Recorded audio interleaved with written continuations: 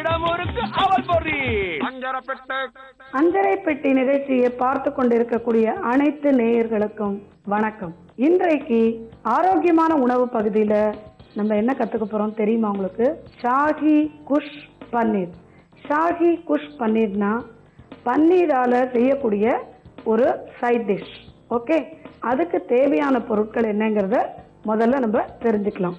பால், தயிர், லவங்கம், எண்ணெய், தனியா பவுடர், உப்பு, கசகசா, பச்சை மிளகாய், தக்காளி, பன்னீர், சர்க்கரை, காரப்பொடி. ஃபர்ஸ்ட் நம்ம அடுப்பை பற்ற வச்சுட்டு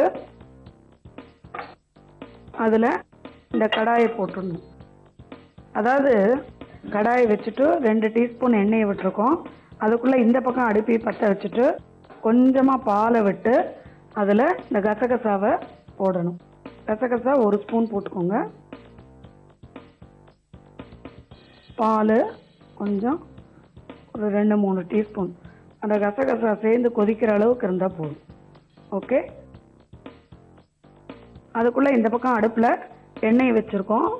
2 லவங்கம் போட்டுட்டு 2 பச்சை மிளகாய் போடுங்க.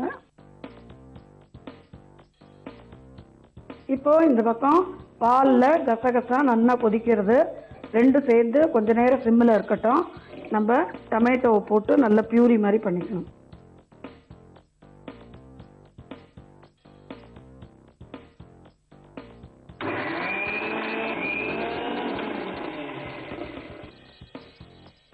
நல்லா இந்த டொமேட்டோ பியூரியை வழுமூணாக அரைக்கணுங்க. சில பேருக்கு மிக்ஸி வசதி இல்லை, டக்குன்னு மிக்ஸி ரிப்பேர் ஆகிடுச்சுனாக்க நம்ம கொதிக்கிற வெந்நீரில் டொமேட்டோவை போட்டுட்டு அந்த தோலை எடுத்துட்டு கையாலேயே நல்லா கசக்கிட்டு வடிகட்டிட்டோன்னா இதே மாதிரி பியூரி ஆகிடும்.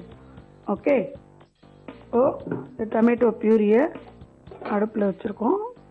இந்த மாதிரி டொமேட்டோ பியூரியை நம்ம அந்த எண்ணெயில் விட்டு 2 பச்சை மிளகாய், லவங்கம் எல்லாத்தையும் நல்லா பொரிச்சு வச்சுக்கோங்க. அதோடு சேர்த்து அந்த பியூரியை விட்டுட்டு நல்லா இப்படி கொதிக்கணுங்க, பார்த்துக்கோங்க. அதே மாதிரி சைமல்டேனியஸாக இந்த பக்கம் நம்ம கசகசாவை பால் கொஞ்சமாக விட்டுட்டு நல்லா கொஞ்சம் காய வச்சுட்டேன்னா நல்லா இந்த மாதிரி ஊறின கசகசா ரொம்ப நல்லாயிருக்கும். இதை நம்ம இதில் தூக்கி போட்டுடணும். ஏன்னா அது ஊறினப்புறம் போட்டிங்கன்னா ரொம்ப டேஸ்ட்டாக இருக்கும். இல்லைன்னா அரைக்கணும், நல்லா ஊற வச்சுட்டு அரைக்கணும். ஸோ அதனால் ஊறிட்டு நீங்கள் இப்படி போட்டிங்கன்னா ரொம்ப ரொம்ப வித்தியாசமான டேஸ்ட்டில் ரொம்ப, அதாவது இந்த பாலோட ஏடும் அந்த கசகசாவும் சேர்ந்து வரும்பொழுது அவ்வளோ ஒரு டேஸ்டியாக இருக்கும். நான்ஸ்டிக்கில் பண்ணுறதுனால உங்களுக்கு எதுவுமே ஒட்டிக்காமல் ஃபுல்லாக நீங்கள் நினைக்கிற அளவுக்கு கம்ப்ளீட்டாக எல்லாத்தையுமே சுரண்டி நம்ம அதில் போட்டுற முடியும்.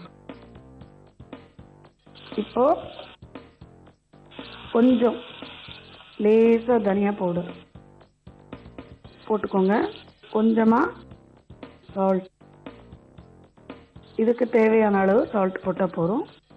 கொஞ்சமாக காரப்பொடி, ஏன்னா இது கொஞ்சம் ஸ்வீட்டிஷாக இருந்தால் தான் நல்லாயிருக்கும், அதனால் கொஞ்சமாக போட்டுக்கோங்க காரப்பொடி. சர்க்கரை அதையும் கொஞ்சம் போட்டுட்டு எல்லாம் சேர்ந்து வரும்பொழுது பாருங்கள் சூப்பராக இருக்கும். அதாவது நீங்கள் ஒரு 2 ஃபுல்கா சப்பாத்தி சாப்பிட்றதுக்கு இந்த மாதிரி டக்குன்னு ஒரு 2 டொமேட்டோ இருந்தால் ஈஸியாக இந்த பியூரி வச்சு நீங்கள் அழகாக பண்ணிவிட்டு சைட் டிஷ் நீங்கள் தொட்டுக்க கொடுத்துட்டிங்கன்னா ரொம்ப ரொம்ப டேஸ்ட்டாக இருக்கும். இதுக்கு பேர் என்னென்னா ஷாஹி குஷ் பன்னீர். டொமேட்டோ பியூரி நம்ம தண்ணியோடு போட்டோம், அதெல்லாம் ட்ரை ஆகி அந்த எண்ணெய் கொஞ்சம் நம்ம விட்டதே 2 ஸ்பூன் எண்ணெய் அது நல்லா மேலே வரும்பொழுது நம்ம இப்போது பன்னீர் ஒரு 4-5 துண்டு பன்னீரெல்லாம் நீங்கள் வாங்கி ஃப்ரீசரில் ரெடியாக வச்சுக்கலாம். ஷாஹி குஷ் பன்னீர் இப்போது நம்ம ரெடி பண்ணிட்டோம்.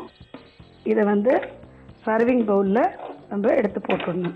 இதை நீங்கள் அதிகமாக செய்யாமல் கொஞ்சமாக செஞ்சுட்டு அவங்க சாப்பிட்ற டைமுக்கு ஜஸ்ட்டு 2 டொமேட்டோ இருந்து ஒரு பச்சை மிளகாய் இருந்தால் 2 மினிட்ஸில் நீங்கள் ரெடி பண்ணிடலாம்.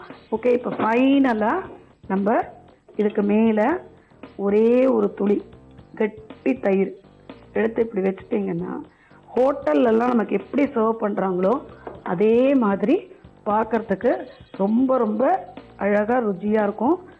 இதை பார்த்த உடனே குழந்தைங்களுக்கு வந்து சாப்பிடணுங்கிற ஆசை இருக்கும். இடமுருக்கு அவல் பொறி.